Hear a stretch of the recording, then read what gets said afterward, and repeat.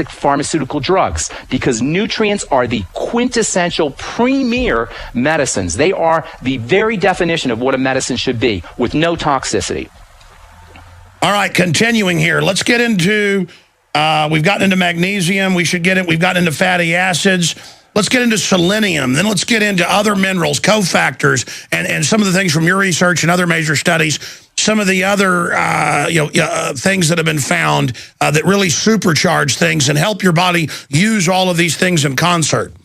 Selenium is unbelievably important for the body's detox system. We just talked about the poison control system. There's a chemical in the body called glutathione. Some of your listeners may have heard of glutathione. Glutathione is your master cancer fighter. It's your master antioxidant. It's your master detoxification element. And it runs on a little selenium battery. It's one of the neat things about minerals is they function electromagnetically as batteries that charge enzymes. And one of the most important enzymes that selenium charges is glutathione. Without selenium, you can't make this master cancer fighter. Selenium is also an important component in thyroid health. If you're hypothyroid, you definitely want to think about getting on selenium. Selenium deficiency is associated with muscle weakness. It's associated with fatigue. It's associated with joint disease.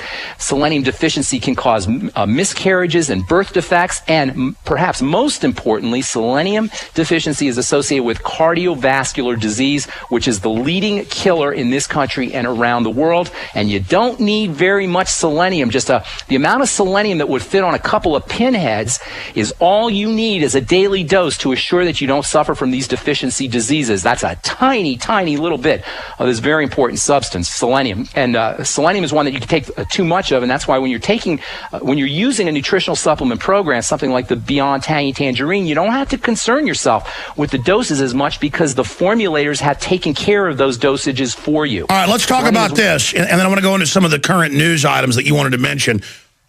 And there's other key cofactors and things like what you were just mentioning, but why are they attacking eggs and even whey protein? I guess they don't want us healthy. LA Times says eating whole eggs is dangerous as smoking, but then our brain is mainly made out of these good cholesterols. Is it true that we should be on a low-fat diet? Well, even Ansel Keys, who's the father of the so-called fat and cholesterol hypothesis, has come out saying that we've known all along that dietary cholesterol has nothing to do with the amount of cholesterol in your body. This whole thing on eggs, I'm going to talk about this on my program tomorrow. This whole thing on eggs is absolutely tragic. If anybody listens to this silliness that's coming out of this study in Canada, it's very, very unfortunate. First of all, if you look at the numbers, and you got to be very careful with how the press reports things, if you look at the numbers right out of the study, as it turns out, people who ate the highest amount of eggs had exactly the same cholesterol, even higher cholesterol levels than people who ate less eggs. So this whole idea of eating egg yolks and causing cancer, this is just a bunch of hooey. The egg yolk is nature's richest source of nutrients next to human mother's milk, and not in the white. The nutrients are not in the white when it comes to an egg. They're in the yolk, and I'm talking vitamin A, I'm talking the B complex, I'm talking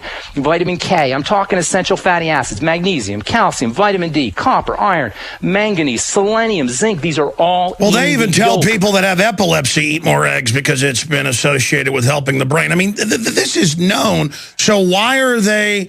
I mean, if they're going to put taxes on cigarettes, I guess now they're saying eggs are bad. Bloomberg wants to tax salt. He wants to tax...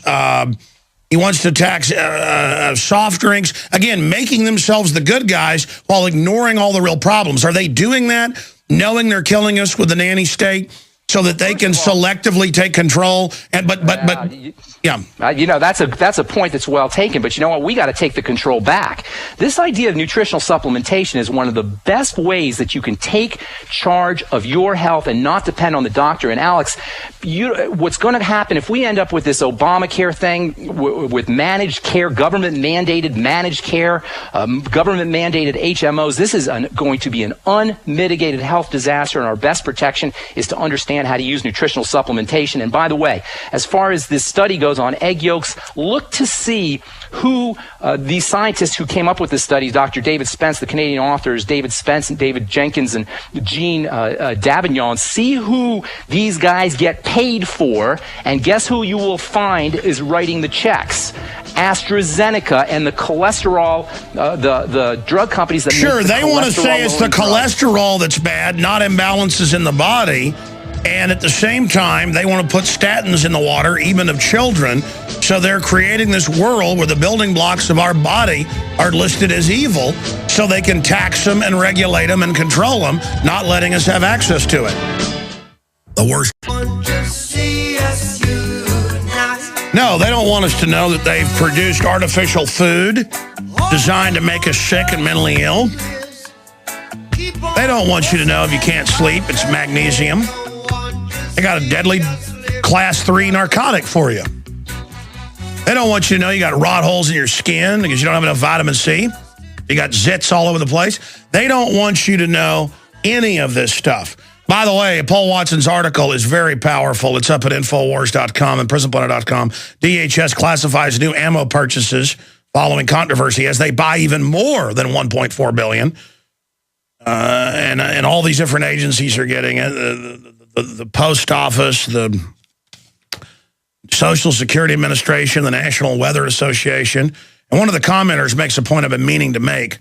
Google excluded income is their name. And it's fact, hollow point bullets are illegal to use in war. Yep. Hollow point bullets are too expensive for practice uses. Correct? Hollow points are for our heads and torso and arms and legs. Yeah, I mean, these are bullets for us, 1.4 billion bullets.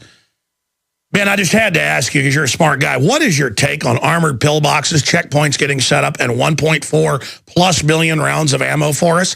I mean, what are these criminal lunatics planning? Well, you know, it gets to what you were saying before we went to the break. We are at risk of losing our individual freedoms because we're not paying attention and we've abdicated our personal responsibility. When it comes to our health, nothing is more dramatic than this idea of medicalizing everything. The articles we were going to talk about, should doctors treat lack of exercise as a medical condition? We'll do a little bit of overdrive to get into that. But yeah, I mean, here's my frustration. I've seen it work with family, Aaron Dykes. I lost 40 pounds. And then just am not in the habit of taking stuff all day, so I quit doing it. Now I'm back on it. Even when I know it's real myself, I'm so weak I can't fully commit, Ben. Well, you know what? You can't fully commit until you do, because once you do, you would not want to. Once you do commit, you're not going to want to be without your Beyond Tangy Tangerine, your nutritional supplements. And it may well, no, I mean, I take them once or twice a day, but you're supposed to take them, 3-4 times a day. My point is, I've already seen dramatic results. I just can't believe how real this is and how hidden in plain view. Like, drink more water, Right. Oh, here's another one. Just breathing. One of the most powerful ways to lower your blood pressure is to practice diaphragmatic breathing. Simple oxygen can drop your blood pressure and get you off your antihypertensive drugs, your calcium channel blockers, and your beta blockers. And by the way, Alex, among the deadliest drugs of all, and there's a lot of deadly drugs, are these antihypertensive drugs. Now they want to give you the poly pill, which is a combination of different 3 or 4 antihypertensive drugs that you take in one pill. That's what I wanted to ask you next. And your body's doing all this hyper stuff to keep you alive. You block it, right. You end up killing yourself. What do you make of all the big pharma documents in like 5 companies the last month coming out where they know their drugs are killing us and have no benefit and are laughing at us? I mean, they're so evil. Have you heard about Propecia, the baldness drug now? Yes, tell us. Propecia is a baldness drug, and now people are surprised that Merck has been hiding the side effects. The company that makes Propecia has been hiding all the side effects that are associated with this. But the bottom line here is we shouldn't be surprised, because the mechanism of drugs is to block things in the body. That's why you have antihypertensives. Merck knew that the MMR shot was actually giving people the measles, mumps, and rubella, and they were like, ha, ha, ha, we'll get more money as we spread the measles, mumps, and rubella. I mean, it's just the diabolical nature. It is diabolical. That's exactly right. You're playing with the body's chemistry. If you're on a prescription drug, Alex, your number one health objective needs to be to figure out how to get off that prescription drug. If you're on a prescription drug, it's not a matter of losing weight. It's not a matter of going to the gym. It's not a matter of eating better. It's a matter of getting off that prescription drug because it's killing you. And nutritional supplementation is your best strategy. Yeah, again, because supplements work with the body. We're designed for those. Drugs go, like you said, Darth Vader put a gun to your head, whereas the natural stuff just works with the body as a family, symbiotic, incredible, InfoWarsTeam.com. All right, ladies and gentlemen, we have now come back and reached our tail. This is the 4th hour we're starting. We're live, but retransmission coming up. Pharmacist Ben Fuchs is working with us over at InfoWarsTeam.com. Went through a lot of the vitamins and minerals and known illnesses and diseases that are triggered by lack of that. But there's no way these medical doctors are that stupid that when they see people coming in with rot holes and their skin falling off, they don't ask, hey, do you eat leafy vegetables and fruits? Are you taking any vitamin C? No, instead they got some, antibiotic for them because they got rot holes or whatever. Or if you got, acne everywhere, they don't tell you, hey, it's this vitamin, this mineral. They got a bunch of topical stuff for you and acids to dry out your skin. I mean, that's a perfect example right there. I know you're really a big skin expert. Finishing up with some of the news articles you wanted to hit. Fluoride. I want to talk about this dentist who's telling us that bottled water might be bad for kids' teeth because it doesn't have fluoride. And I love how the mainstream media just jumped all over this. If you look at any website... well, it's a hoax. The government's being forced to take it out of the water, admitting it's deadly, but have one dentist come out, they can all act like it's good because he says so. Well, fluoride singularly upsets the brain, especially a gland in the brain called the pineal gland, which takes up fluoride faster than any other tissue in the body. The pineal gland is the center of melatonin production, of serotonin production, and we know that serotonin drugs are the best-selling drugs in the world. The pineal gland is responsible for how we perceive reality itself, and it is singularly dependent on minerals like iodine. By the way, iodine supplementation is one of the best ways to protect yourself from fluoride for people who are stuck drinking tap water, which I definitely don't recommend. But if you're stuck drinking it, make sure that you're using iodine supplementation. The pineal gland loves iodine. It will take in fluoride under iodine deficiency states.